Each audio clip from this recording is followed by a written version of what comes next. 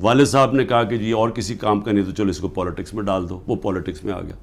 उसको मैन्युफैक्चर किया गया, जीएचक्यू के अंदर नवाज शरीफ मैन्युफैक्चर हुआ, एक टेस्ट ट्यूब बेबी पैदा की गई पॉलिटिक्स में, वो इस तरह पॉलिटिक्स में आया था।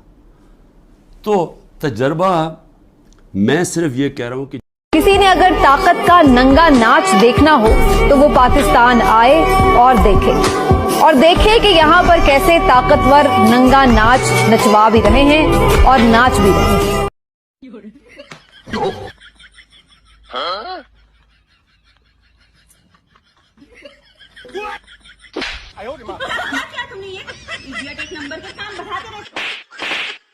हमारे लिए बुरा था, तुम देखना कि अब ये तुम्हारे साथ क्या होता है। ये भी उसने मुझे मैसेज भिजवाई कि अब तुम देखना कि अगर तुम समझते हो कि मेरे दौर में बड़ी सख्ती थी, और मुझे अफसोस से कहना पड़ता है अभी तक तो वो ठीक कह रहा था।